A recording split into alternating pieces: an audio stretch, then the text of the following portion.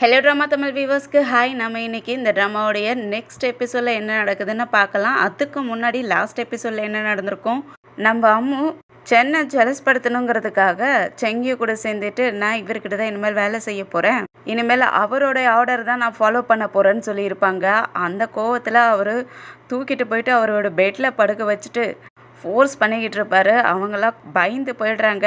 அதுக்கப்புறம் தான் அவருக்கு புரிஞ்சு வெளியே எழுந்திரிச்சிட்டு சாரி சொல்ல அவங்க எழுந்திரிச்சு அங்கேருந்து வெளியே ஓடி போயிடுறாங்க. போகாதன்னு சொல்லி பார்ப்பாரு, ஆனால் அவங்க கேட்கல. வெளியே ஓடி வந்துடுறாங்களா, அதனால கோவத்தில் கதவை இழுத்து சாத்திடுறாரு, இனிமேல் என்கிட்ட வராதுன்னு சொல்லிட்டு. அதுக்கப்புறம் அந்த ஹூ பொண்ணுக்கும் நம்ம சென்னுக்கும் கல்யாண நாளும் வந்துடுது. நம்ம சென் கல்யாணத்துக்காக ரொம்ப சோகமாக, என்ன இப்படி ஆயிடுச்சு நம்மளுடைய லைஃபு, நம்மளை இவங்க கட்டாயப்படுத்தி கல்யாணம் பண்ணி வைக்கணும்னு நினைக்கிறாங்களேன்ட்டு ரொம்ப சோகமாயிடுறாரு. வேலைக்கார பொண்ணெல்லாம் ட்ரெஸ் எல்லாம் எடுத்துகிட்டு வந்து கொடுக்குறா, ஆனால் ட்ரெஸ்ஸை கூட போடுறதுக்கு அவருக்கு மனசே இல்லை. அந்த சமயம் அம்மாவும் அங்கே வந்து நிற்பாங்க. அவங்களும் பாடி கார்டாக தானே வேலை செய்கிறாங்க, அவங்களும் அங்கே வந்து நிற்பாங்களா. அவங்கள பார்த்த உடனே உள்ளே கூப்பிடுறாரு. அவங்க உள்ளே வராமலே நிற்பாங்க. செம்ம கோவத்தில் கத்துவார். உள்ளே வர போறியா இல்லையான்னு கத்துன உடனே அவங்களும் உள்ளே வந்துடுறாங்க. நீ தான் எனக்கு இந்த கல்யாண ட்ரெஸ் எல்லாம் போட்டு விடுன்னு சொல்ல, அசிஸ்டன்ட் இருந்துட்டு இல்லை சென், நானே போட்டு விடுறேன், அவங்கள எதுக்கு டிஸ்டர்ப் பண்ணுற, வேண்டாம் நானே போட்டு விடுறேங்க, நான் உங்ககிட்ட கேட்டேனா, அவள் தான் இந்த கல்யாண ட்ரெஸ்ஸை எனக்கு போட்டு விடணும், நீ தள்ளி நில்லுன்னு சொல்லிட்டு ட்ரெஸ்ஸை போட்டு விட சொல்லுவாங்க. அவங்களும் போட்டு விடுறாங்க.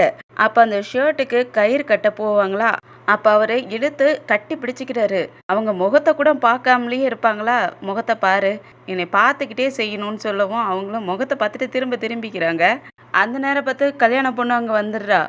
அவள் சத்தத்தை கேட்டதையும் அவங்க விலகிறதுக்கு பார்ப்பாங்க, ஆனால் அவர் விடாமல் இறுக்கி கட்டி பிடிச்சிக்கிறாரு. அம்மா தள்ளி விட்டுட்டு விலகிடுறாங்க. அந்த பொண்ணும் வந்துட்டு சென் கிட்ட, இந்த இயர்ரிங் நல்லா இருக்கா, சூப்பராக இருக்குல்ல அப்படின்னு சொல்லிட்டு காட்டிக்கிட்டு இருப்பாளா. அவரும் இது இயர்ரிங் ஒன்றும் நல்லா இல்லை, நீ போயிட்டு சேஞ்ச் பண்ணிக்கன்னு சொல்லிடுறாரு. அந்த பொண்ணு சேஞ்ச் பண்ணுறதுக்காக அம்மாவை கூட்டிகிட்டு போவா. அம்மாவை கூட்டிகிட்டு வெளியே வரக்குள்ளேயே ரெண்டு பேரும் அங்கே லைட்டை மாட்டி விடுறதுக்காக ட்ரை பண்ணிக்கிட்டு இருப்பாங்களா.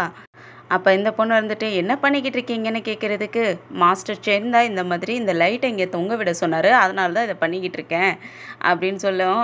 இது என் கையில் கொடு, நான் பண்ணுறேன், நீங்கள் போங்கன்னு சொல்லிட்டு ரெண்டு பேர்த்தையும் அனுப்பி விட்டுட்டு அம்மு ஏனி பிடிச்சிக்கி நான் பண்ணுறேன் அப்படின்னு சொல்லிட்டு மேலே ஏறிடுவா.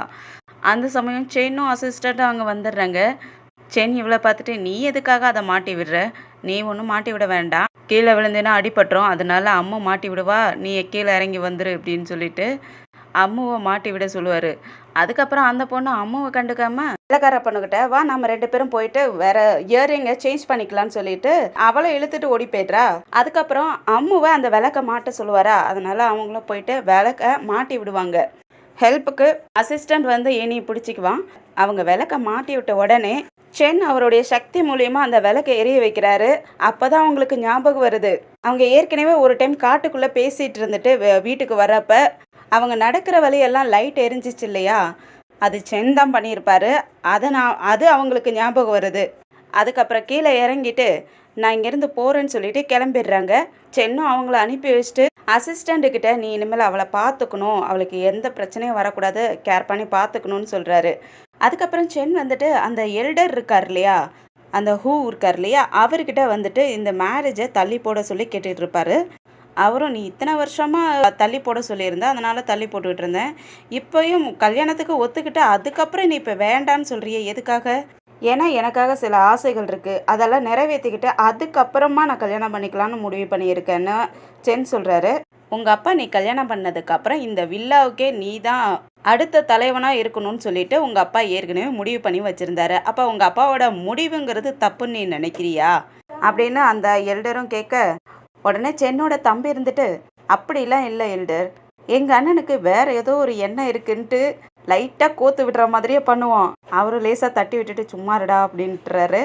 உடனே அந்த எல்டரும், நீ யாருக்காக இந்த மாதிரி பண்ணிக்கிட்டு இருக்க, நீ எதுவும் ஜோக்கிங் எதுவும் பண்ணிக்கிட்டு இருக்கியான்னு கேட்க, உடனே சென் மாற்றி விட்டுறாரு, அப்படிலாம் எதுவும் இல்லை, நீங்கள் உங்களுக்கு சாப்பாடு வருது சாப்பிடுங்கன்னு சொல்லிட்டுறாரு. அந்த எல்டரும் இருந்த கோவத்தில் கொண்டு வந்த சாப்பாடை எனக்கு வேண்டாம், நீங்கள் எடுத்துகிட்டு போயிடுங்கன்னு துரத்து விட்டுறாரு. கூட அவங்க அண்ணனும் சப்போர்ட்டிவ்காக நின்றுட்டு இருப்பாரு.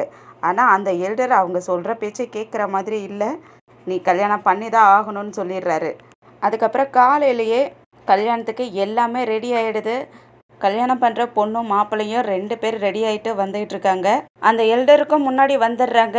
அவங்க சடங்குகளும் ஆரம்பிக்கிறாங்க. மக்களுக்கு முதல்ல வணக்கம் சொல்லுவாங்களா, அப்போ மக்களுக்கும் வணக்கம் சொல்லுவாங்க. சென் அப்போ பொண்ணோட கையை பார்ப்பாரு. அப்போ அவங்க கை டிஃப்ரெண்ட்டாக இருக்கும்.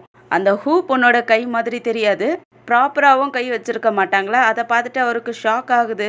நம்ம ஃபஸ்ட்டு எபிசோட்லேயே பார்த்துருப்போம், இந்த மாதிரி தான் சென் பயந்து பயந்து வணக்கம் சொல்லிக்கிட்டு இருப்பாரு. அதே போல் தான் இப்பயும் நடந்துக்கிட்டு இருக்கோம். அதே போல் அந்த எல்டருக்கும் வணக்கம் சொல்லுவாங்களா, அந்த சமயம் அவங்க டக்குன்னு கையிலேருந்து கத்தி எடுத்து அந்த எல்டரை தாக்க போவாங்க. ஆமாங்க, நீங்கள் நினச்சது சரிதான். நம்ம அம்மு தான் அவரை தாக்கிறதுக்காக போகிறாங்க.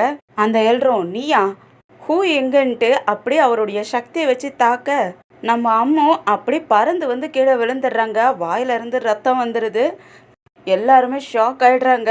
திரும்ப அந்த எல்டர் அவங்கள தாக்க வரக்குள்ள சென் போய் இடையில மாட்டிக்கிறாரு. அவருடைய முதுகுலேயே அடிபட்டு அவருக்கும் ரத்தம் வந்துடுது. அதுக்கப்புறம் நம்ம அம்மாவையும் நீ இங்கே இருக்காதா, போயிடுன்னு துரத்தி விட்டுறாரு. துரத்தி விட்டுட்டு அசிஸ்டண்ட் கிட்ட பின்னாடி போன்னு சொல்லி அனுப்பி விடுறாரு.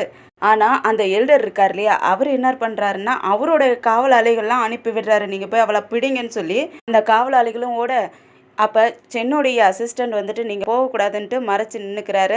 அந்த எல்டரும் நீ என்ன என்னுடைய ஆர்டரே மதிக்கலையா அப்படின்னு சொல்லிட்டு கத்த, என்னை மன்னிச்சிருங்கன்னு சொல்லிட்டு நான் போகிறேன்ட்டு அவர் அங்கேருந்து அம்மா பின்னாடியே போயிடுறாரு. அதுக்கப்புறம் அம்மா பின்னாடியே போனார் இல்லையா, காட்டுக்குள்ளே நம்ம அசிஸ்டண்ட் நிறைய பேர்த்து கூட சண்டை போட்டுக்கிட்டு அவரோட உடம்புலையும் அம்பு 2 சைடுமே பட்டிருக்கும். நெஞ்சிலையும் பட்டிருக்கும், முதுகுலையும் பட்டிருக்கும். அதுலேயே சண்டை போட்டுக்கிட்டு இருப்பார். பக்கத்துலேயே நம்ம அம்மாவும் மயக்கம் போட்டு விழுந்திருப்பாங்க. அதை எல்லாத்தையும் தாங்கிக்கிட்டு அசிஸ்டண்ட் எல்லாருமே அடித்து கொன்னுடுறாரு. அந்த சமயம் சென் அங்கே வந்துட, உனக்கு என்னாச்சு, யார் இவங்களாம், எப்படி இவங்களாம் வந்தாங்கன்னு கேட்டுட்டு இருக்கிறாரு. இவங்கெல்லாம் டார்க் மூன் பவலியன்ல இருந்து வந்திருக்காங்கன்னு சொல்லிட்டு அவருடைய உடம்புல இருந்த அம்பை அப்படி பிடுங்குவாருங்க பாருங்க. நமக்கே ஒரு மாதிரி இருந்துச்சு. அந்த அம்பை கட்டி இது டார்க் மூன் பவலியனுக்குள்ள அம்பு அப்படின்னு சொல்லி காட்டுவார். அதுக்கப்புறம் அம்மு எங்கன்னு கேட்டுட்டு அம்மாவை போயிட்டு தூக்கிட்டு போகிறாரு. அம்மாவை தூக்கிட்டு வந்து அவருடைய பெட்லேயே படுக்க வச்சுட்டு அவங்களுக்கு மருந்து கொடுக்கலான்னு சொல்லிட்டு மருந்து எடுத்துகிட்டு வந்து கொடுப்பாரா. அப்போ அம்மாவும் கண்ணு முழிச்சிடுறாங்க. அவங்கள சென் மெதுவாக தூக்கி உட்கார வைப்பாரா. அவங்க கையை தட்டி விட்டுட்டு நீங்கள் தான் என்னை காப்பாற்றுனீங்களான்ட்டு பின்னாடி அவங்க மறைச்சி வச்சிருக்கிற கத்தி எடுக்கிறாங்க. அவரும் உனக்காக மருந்து செஞ்சு கொண்டு வந்திருக்கேன், மருந்து குடின்ட்டு ஸ்பூனில் எடுத்து ஊற்றிக்கிட்டு இருப்பாரு. அவங்க கத்தி எடுத்து அவங்க கழுத்துலேயே வச்சுக்கிறாங்க. அதோடு தான் இந்த எபிசோடு முடியுது. நம்ம அம்மா எதுக்காக இந்த மாதிரி பண்ணினாங்க, அவங்க பழிவாங்க வந்தது நம்ம சென்னுடைய அப்பாவை. அவர் உயிரோட இல்லைங்கிறதுக்காக சென்னை தான் பழிவாங்க வந்தாங்க. சென்னை கல்யாணம் பண்ணிக்கணும்னு நினச்சிருந்தாலும் சென்னை கல்யாணம் பண்ணியிருக்கலாமே அந்த எல்டரை வச்சு. ஆனால் அந்த எல்டரை எதுக்காக தாக்க போனாங்க, இவங்க மனப்பொண்ணாக வந்திருந்தாங்கன்னா அந்த ஹூ பொண்ணு எங்கே போயிருப்பாங்க, அவங்களுக்கு என்ன ஆயிருக்கும். இப்போ அவங்களுக்கு அவங்களே தாக்கிக்கிற மாதிரி அவங்க கழுத்துலேயே கத்தியை வச்சுக்கிட்டு இருக்காங்க. எதுக்காக இந்த மாதிரிலாம் அம்மா பண்ணிக்கிட்டு இருக்காங்க, எதுக்காக இந்த மாதிரிலாம் அம்மா பண்ணிக்கிட்டு இருக்காங்கன்னு நம்ம அடுத்தடுத்த எபிசோடில் வெயிட் பண்ணி பார்க்கலாம். ஃப்ரெண்ட்ஸ், ஐ ஹோப் இந்த வீடியோ உங்களுக்கு பிடிச்சிருக்குன்னு நினைக்கிறேன். இந்த வீடியோ பிடிச்சிருந்துச்சுன்னா லைக் பண்ணுங்கள், உங்கள் ஃப்ரெண்ட்ஸ் அண்ட் ஃபேமிலிக்கு ஷேர் பண்ணுங்கள். அப்படியே இந்த ட்ராமா எப்படி இருக்குது, என்னோட எக்ஸ்பிளனேஷன் எப்படி இருக்குன்ட்டு கமெண்ட்டில் சொல்லுங்கள்.